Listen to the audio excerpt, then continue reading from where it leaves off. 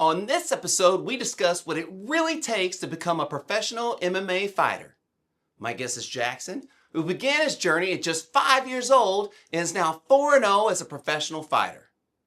Training and fighting are things that Jackson genuinely loves, not because he enjoys beating opponents up, but for the competition, constructive criticism, and the lessons he's learned along the way.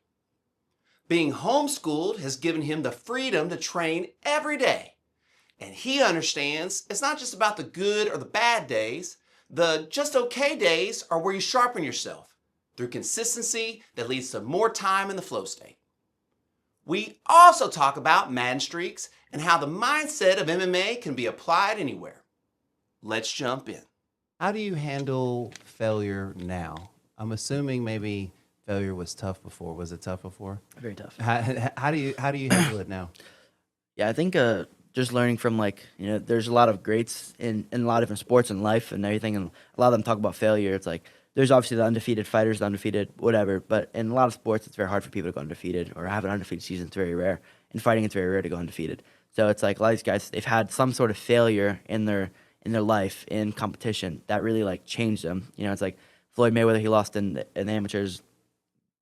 Or the Olympic, he lost in something very big, and it was very pulverizing for him. Or very, changed his life. Where he's there's an interview of him kind of crying and on camera, they took this from me, or he's just very upset. I believe he should have won the fight from what I remember. But it was just something that kind of changed him and motivated him. And then he goes on to win 50 pro fights as a boxer, and never loses as a pro. And that's something crazy to me. To think all right, one moment of failure changed his life where he was never going to fail again. And I think that's something there could be little failures where maybe I don't throw, a kick right one time, but there's also failure in competition, right? So it's maybe I go to compete, and even on times that when I win, it's still seen as sometimes almost as a failure for me because I didn't perform the way I wanted to.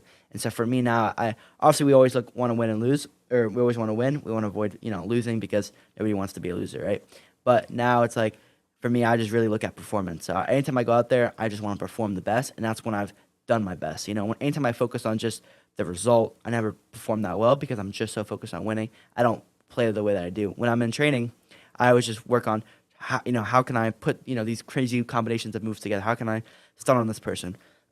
When I go to compete, a lot of times I wouldn't do that, and then I would compete, and everyone would be why weren't you able to beat this guy that you're way better than, way worse? You're beating these people, but it's not dominant the way you should be. Or when you watch you in training, it's a different person.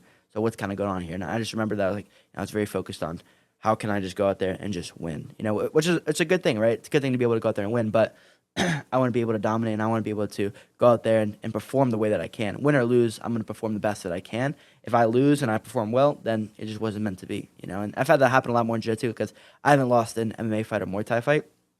And I feel like that's because when I'm a little bit better in Muay Thai or in striking than I am in Jiu-Jitsu. I've been in Jiu-Jitsu longer, but I picked up striking really well because I do credit that to my coach. So I've had more failure, I'd say, in Jiu-Jitsu, but I've been able to bounce back to that. And the people I train with now, I feel like I've been able to, in the past year, have a lot more growth in there than I have in striking. Also because the gap was a little bit different, right? I feel like I was up here in striking, and then I was a little bit probably more down here in Jiu-Jitsu, but now I've been able to kind of close that gap where people don't know if I'm going to grapple with them, if I'm going to strike with them, and I feel a lot better there now.